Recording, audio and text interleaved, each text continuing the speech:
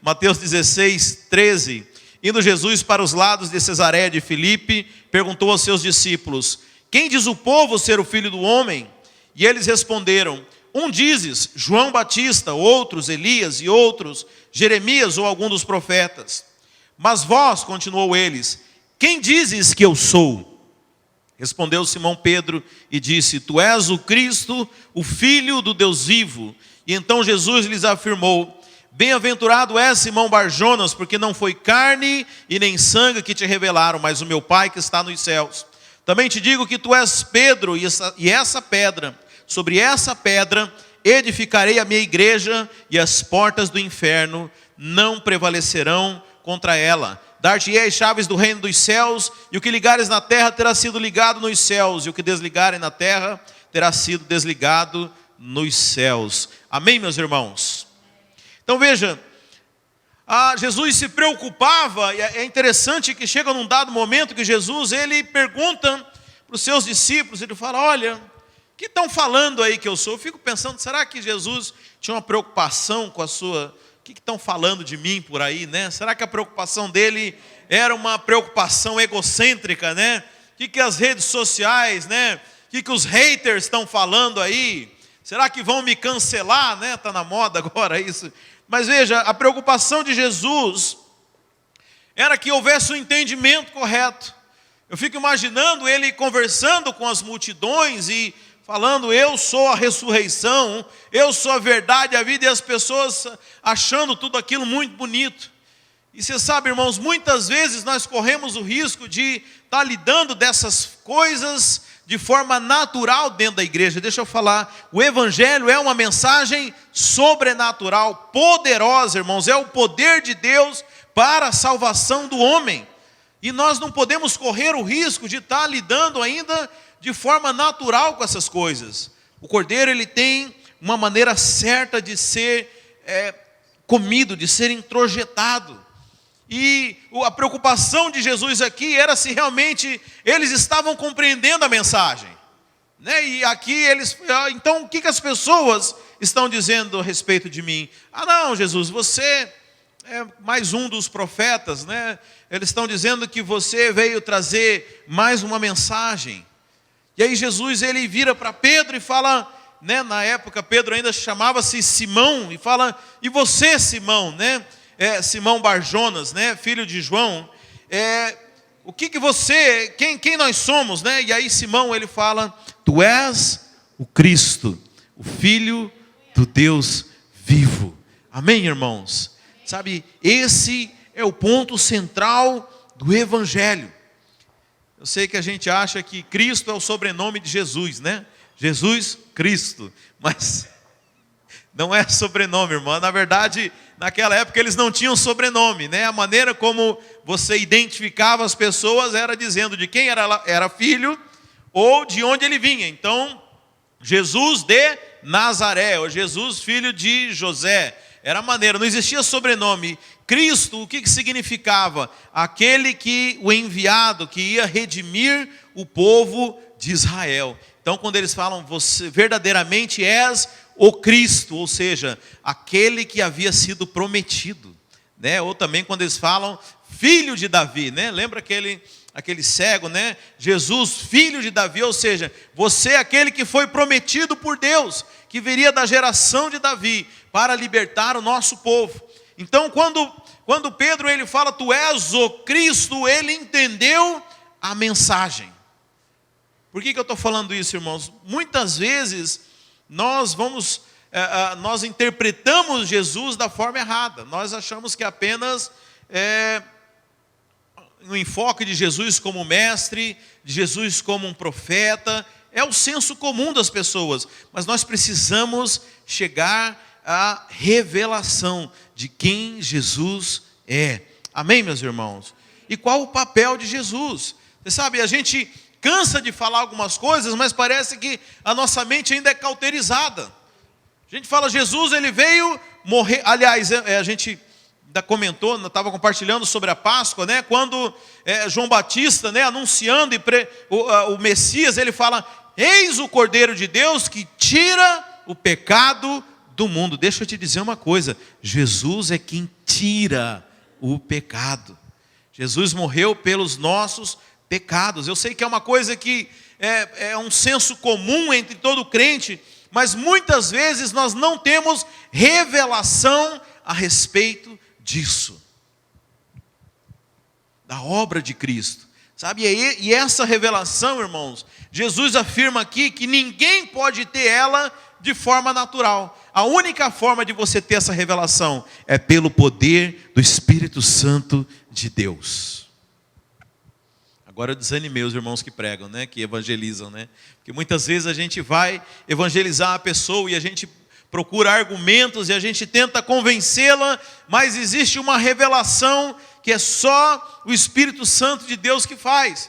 Por isso o evangelismo completo, ele não depende de você, é você em parceria com o Espírito Santo.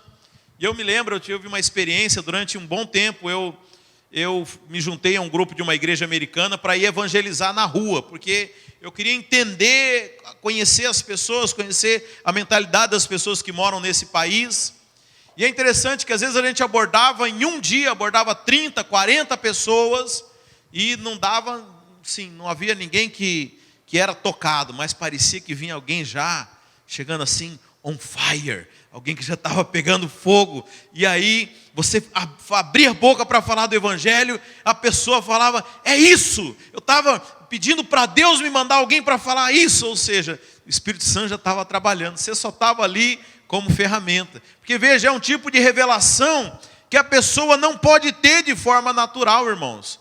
Por isso que a pessoa, quando é natural e ela pega a Bíblia para ler, obrigado, você sabe, ali a Bíblia é um livro, ela pode ser considerada um livro histórico, e é um livro muito completo do ponto de vista antropológico. Ele traz ali história de nações, de culturas, de línguas, de pessoas. A Bíblia pode também ser um livro filosófico, traz questões, né? Eu estava vendo, tem um professor da USP que eu assisti algumas aulas dele, e ele coloca Jesus do lado de Sócrates e de outros grandes filósofos, porque sim, a Bíblia é um livro filosófico, mas deixa eu dizer, para nós a Bíblia ela é a palavra de Deus, ela é o poder de Deus, é a manifestação da divindade para as nossas vidas. E essa revelação só é possível através do Espírito Santo. Quantas pessoas já leram a Bíblia e parece que não entende nada, ou não traz revelação, ou só consegue enxergar aquilo que é natural? Me lembro da gente estar discutindo uma coisa, e aí a pessoa fala, mas isso significa... Pô, filho, isso aí não precisa de ter muito QI para descobrir isso aí, né? A questão é aquilo que o judeu chama isso de midrash, né? É a revelação que está escondida por trás da palavra de Deus. É você ler ali o Cordeiro da Páscoa e você enxergar Cristo ali, e você ler ali, você enxergar a igreja, você enxergar a divindade. Essa é a luz que só o Espírito Santo pode trazer sobre as nossas vidas, irmãos. Sabe, é esse o Cristo revelado, que é onde a igreja é edificada. Eu sei que esse texto aqui, inclusive pela igreja católica, ele é usado para dizer que Jesus edificou a igreja sobre Pedro, né? Porque fala, bem-aventurado é Simão Barjonas, porque não foi carne nem sangue quem te revelou, mas o meu Pai que está no céu. Também te digo que tu és Pedro, e sobre essa pedra edificarei a minha igreja. Então veja, muitos interpretam que Jesus edificou a igreja sobre Pedro.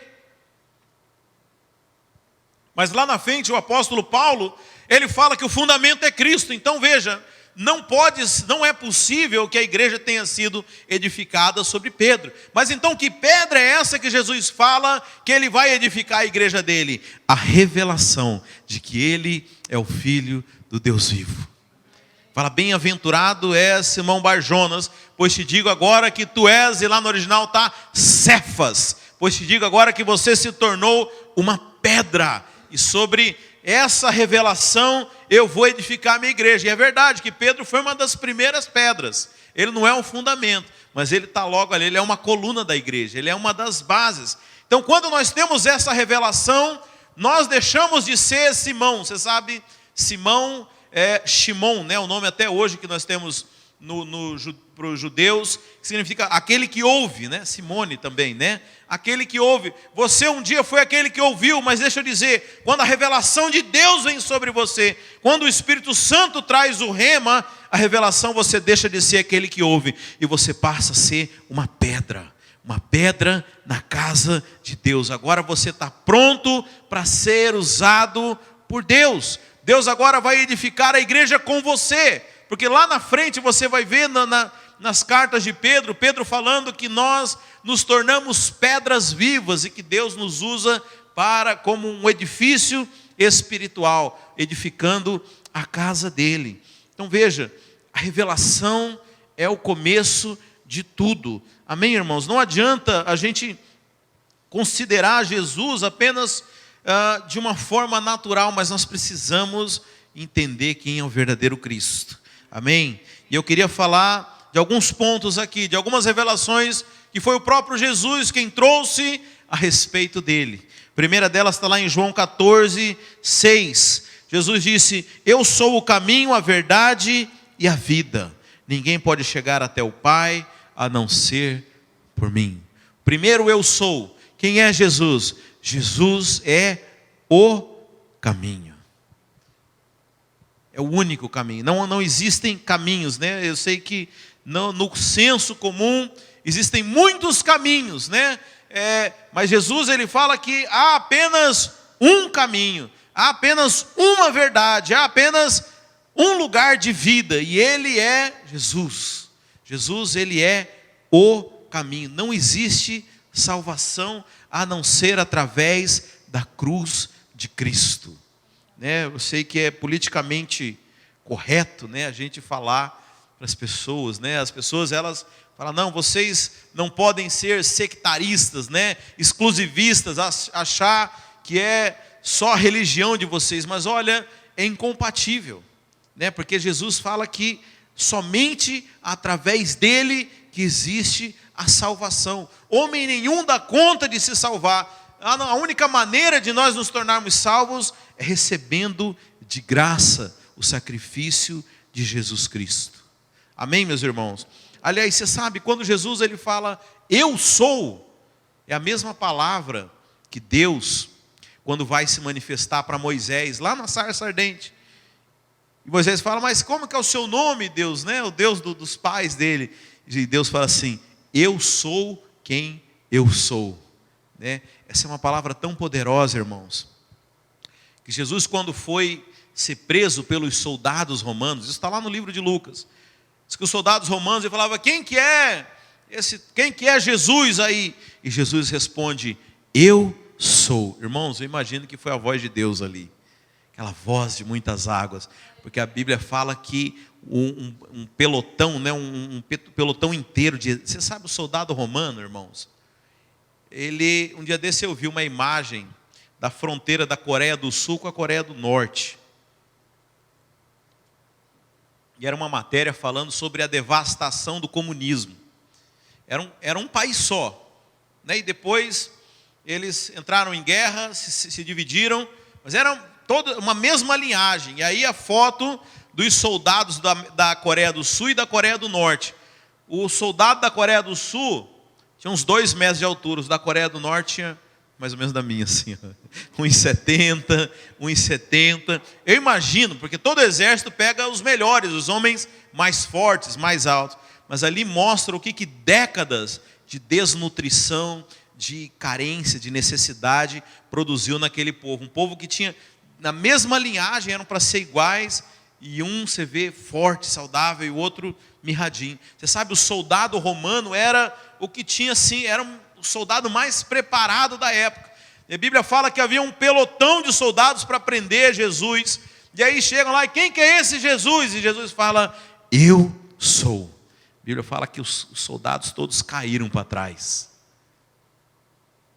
Isso tinha sido já um aviso, né?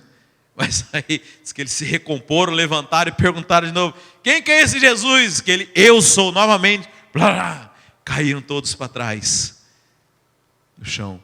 Você sabe, porque ninguém conseguiria prender Jesus se ele mesmo, ele falasse assim: ninguém me tira a vida, eu a dou. ninguém poderia tirar a vida de Jesus, ninguém poderia prendê-lo, mas ele decidiu fazer isso por nós. Então, quando ele fala, eu sou, Jesus está dizendo, com o mesmo poder criador do próprio Deus, que fala, eu sou. Aliás, Apocalipse 1:8, Jesus fala, eu sou o Alfa e o Ômega, o princípio e o fim. A Bíblia fala que Jesus é o Cordeiro que morreu desde o princípio. Então, em outro momento que você vê lá, falando do rei de Salém, aquele que não teve princípio de dias, aquele que não tem começo e nem fim, esse é Jesus. Então veja, irmão, Jesus não tem nada a ver com essa aparência natural que a gente pensa. Ah não, Jesus foi só um bom homem. Não, Jesus foi a divindade habitando entre nós. Jesus é o próprio Deus, Ele e o Pai são um só. Amém, irmãos? Mas João 15:5, Jesus fala, eu sou a videira, vocês são os ramos. Quem está unido comigo e eu com ele, esse dá muito fruto, porque sem mim nada podeis fazer. Então veja, Jesus, ele é a fonte da vida. Vamos entender então aqui, só repassando? Primeiro, Jesus, ele é o caminho. É a única maneira de nós sermos salvos. Agora deixa eu explicar também, irmão. Você sabe, a gente interpreta a palavra salvação de uma forma muito restrita. A palavra salvação, sozo, no grego, ela tem um sentido muito mais amplo daquele que nós estamos acostumados a ter. A gente acha que salvação é a mesma coisa que uma vida eterna, uma vida sem fim, né? E eu já falei que não faz sentido, porque até o que não salvo vai ter vida eterna.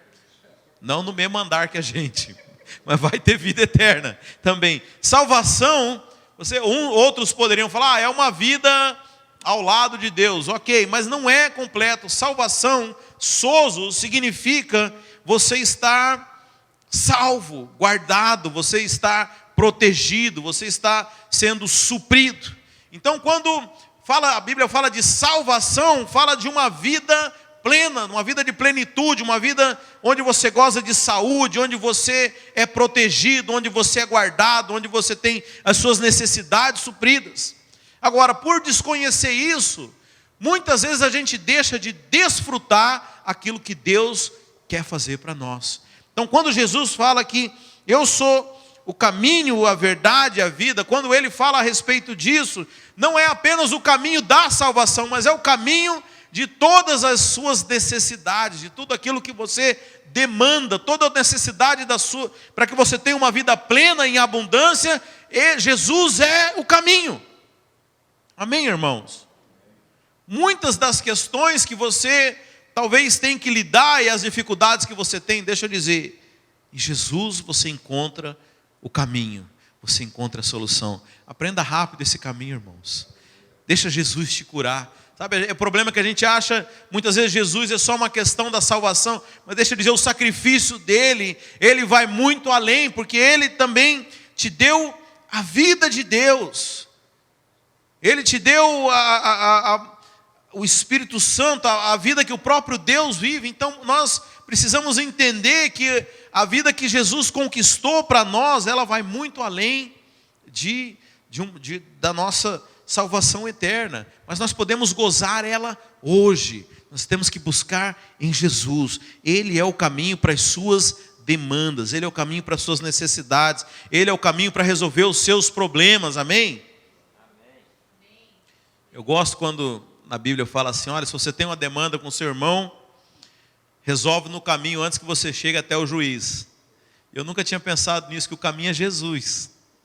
Olha, resolve em Deus, resolve em Jesus, resolve no perdão, na graça, antes você chega até o juiz. O juiz é Deus, né?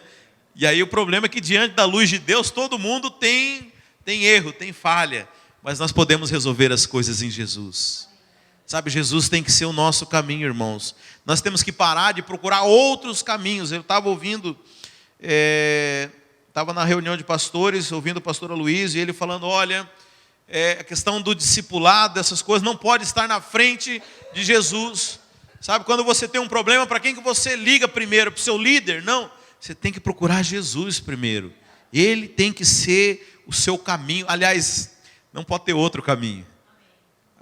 Então quer dizer que eu não preciso de pastor? Não, você precisa, quando Jesus fala, você vai buscar fulano que ele vai te ajudar nisso. Mas o primeiro recurso tem que ser Jesus. Em tudo, irmãos. Eu tenho uma enfermidade. Primeiro caminho é Jesus. Vai orar. Se Jesus falar, eu vou usar um médico, amém. Se eu vou usar um remédio, amém. Eu vou usar um profeta, eu vou usar um pastor, eu vou usar um irmão, é do jeito dele, mas é ele quem decide, ele tem que ser o caminho nosso, irmãos. Aprenda esse caminho, porque não há outro caminho, não há uma outra solução para os nossos problemas.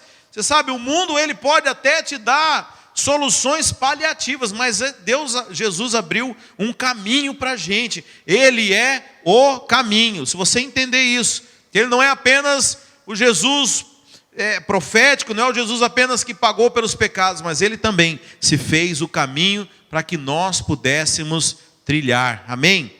Mas tem também um segundo lado aqui.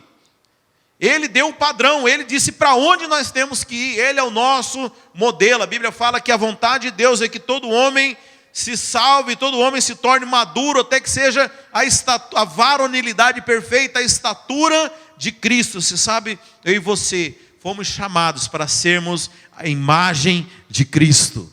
Amém? Difícil dar amém nesse, né? Tenha fé, irmãos.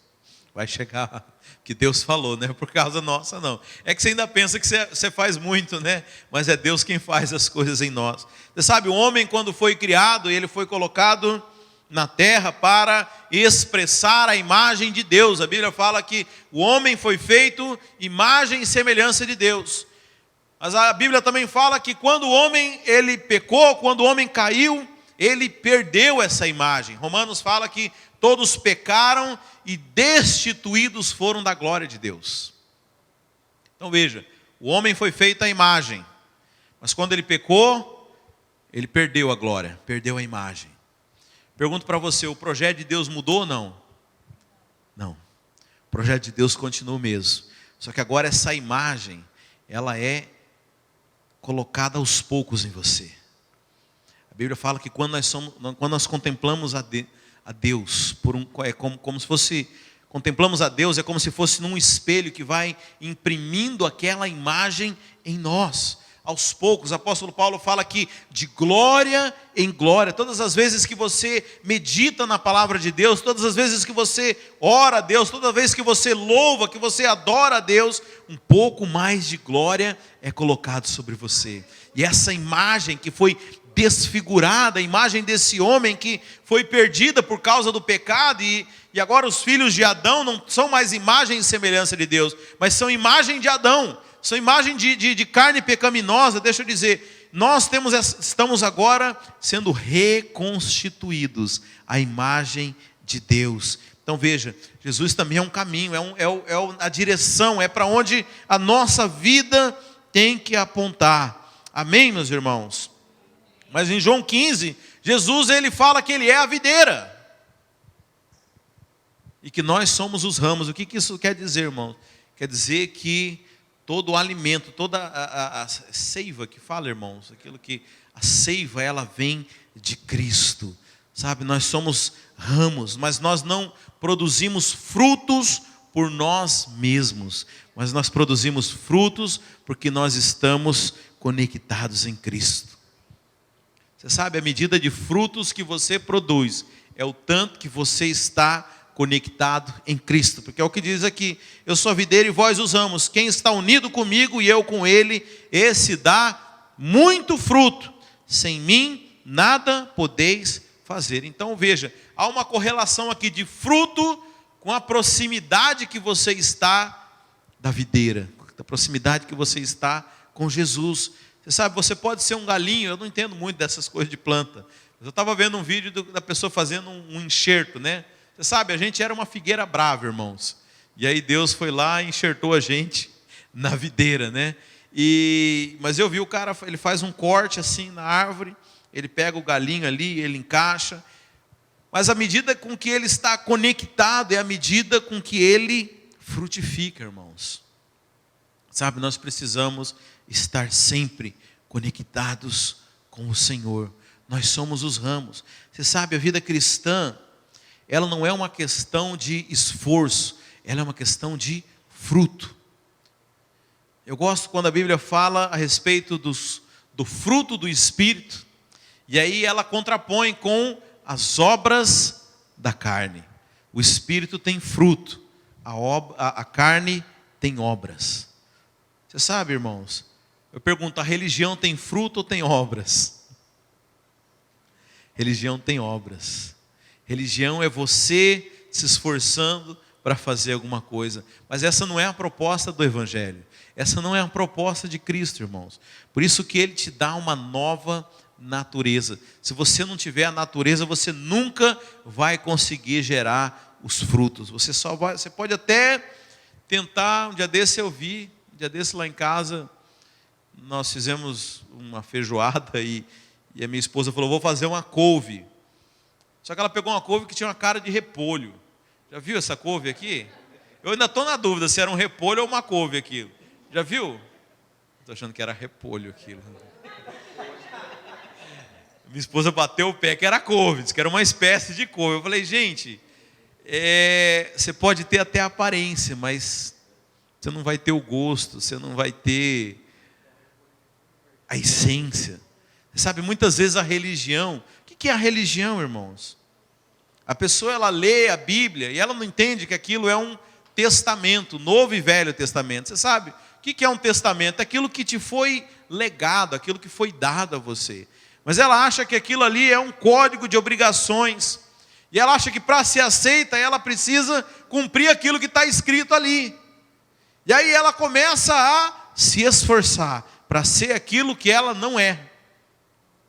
Pergunto, você acha que ela vai conseguir mudar? Não. Ela vai se desgastar tremendamente, porque ela nunca vai ser. Porque é uma questão de natureza, irmãos, né? Eu gosto também da ilustração aqui. Nos Estados Unidos é muito comum você ver cachorro sendo tratado como gente, né? Aliás, melhor que muita gente, né? Desse eu estou no supermercado vendo a mulher empurrando um carrinho de bebê. Ai, que... quase que mordeu, meu Deus. Tem um cachorro aqui. Mas veja, por mais que você carregue no carrinho de bebê, por mais que você ponha roupinha, por mais que você ensine ele a comer com garfo e faca, ele sempre vai ser um cachorro, né? Quando o maior descuido que der, ele vai fazer as coisas de cachorro, né? Lá no Brasil eu tinha adotado uma vira-lata, era uma grande, era uma mistura de pitbull com... deixa para lá. E assim, ela vivia uma vida boa para um cachorro que uma vez, né, que era um cachorro de rua, né? Ela tinha ração, ela tinha uma casa, né? A gente fez um canil no fundo da casa, ela tinha um espaço muito bom. Mas às vezes acabava a ração dela e eu não sei, esquecia de botar, e a gente tinha também na nossa casa, como aqui nos Estados Unidos tem esses galões grandes de lixo, onde a gente ia colocando o lixo até o dia da coleta, né? E aí um dia eu chegava de carro lá, você vê o cachorro já estava desconfiado, falei, aprontou alguma, né? E aí eu ia ver, ela tinha virado aquele latão de lixo, espalhado lixo no quintal inteiro. Falei, teve uma recaída, caiu em pecado, voltou à velha natureza. Porque por mais que você tente fazer com que se torne um cão civilizado, ainda é um cachorro. Você sabe, irmãos, enquanto a gente estiver tentando lutar com a velha natureza e a gente se esforce para parecer crente e viver uma vida de crente e Bíblia debaixo do braço igual crente, e não adianta. Se você não mudar de natureza, quando você estiver despercebido, você vai estar fazendo coisas do velho homem. E assim é a religião, porque o que Deus quer fazer conosco é dar uma nova natureza para nós, irmãos. Então, nós precisamos estar conectados na videira. Não estou falando da igreja, estou falando de Jesus. Mas também vale para nós, porque a igreja é o corpo de Cristo, né? Independente da placa, mas a igreja é o corpo, né? Tem pessoas que falam, eu quero Cristo, mas não quer estar conectado com o corpo. É impossível, irmãos. Sei que você tinha na família Adams, parece que tinha não, era mãozinha na família Adams, né? Não tem como, irmãos. Um faz parte do outro, é indissociável. Então nós precisamos estar conectados para que a gente dê fruto, sabe? Para que a nossa natureza seja transformada. É uma questão de seiva, é uma questão de natureza. Mas eu ainda tenho frutos antigos, ainda tenho frutos. Não tem problema. À medida com que a seiva da videira entrar em você, você vai começar a mudar os seus frutos. Se não mudou os frutos, é porque você ainda não está se alimentando verdadeiramente.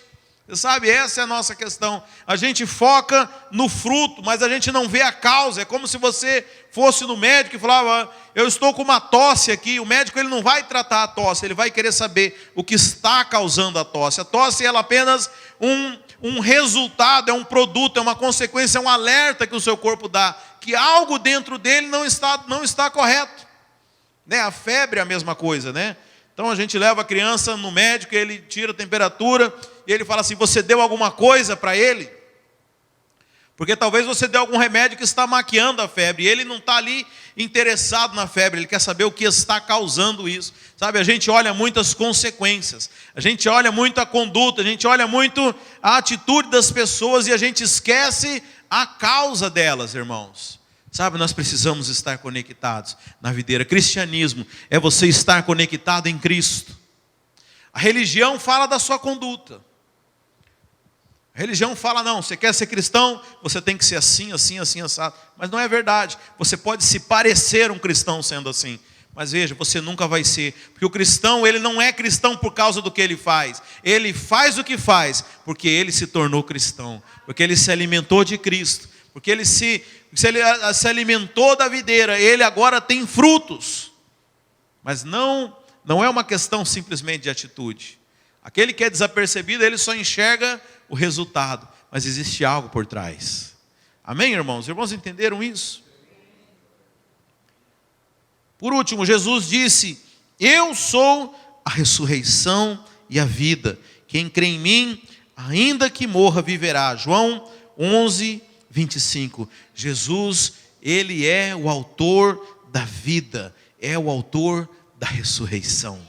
Sabe, nós precisamos crer. Aliás, eu vi, não sei quem, um dia desse, estava falando não sei, comentou comigo de alguma discussão, né, com pessoas de outra religião, e falou assim: olha, mas só o meu Deus reviveu, né? Porque o Deus da religião tal está morto, o Deus da outra está morto. Jesus, ele morreu, mas ele hoje está vivo. Jesus é a vida, só ele pode dar a vida. Onde Jesus, você sabe, onde Jesus toca, a Bíblia fala que Jesus tocou numa menina que estava morta e ela reviveu. A área da sua vida onde Jesus tocar, vai chegar a vida, porque Jesus é a vida, irmãos. Sabe, nós não podemos ignorar que é Ele quem traz a vida. Aliás, você sabe, tudo nesse mundo, do ponto de vista de Deus, é morte. Para Deus, as pessoas que vivem no mundo, elas representam a morte. Aliás, não por acaso, um dos sinais que Moisés fez diante de Faraó, que foi transformar o rio Nilo. Você sabe, a gente aprende em história que o Nilo é a vida do Egito, né? Foi transformar as águas do Nilo em sangue, representando a morte. Mas Jesus pegou as águas daquele casamento e transformou em vinho, que é um símbolo da alegria. Sabe, Jesus é vida. Jesus tem o poder de transformar. Tudo que Ele tocar se transforma em vida, irmãos. Sabe, nós precisamos enxergar Jesus dessa forma. Sabe, nós não podemos ter um enfoque, aliás, em nada com relação à igreja, irmãos. Nós não podemos ter a abordagem natural das coisas.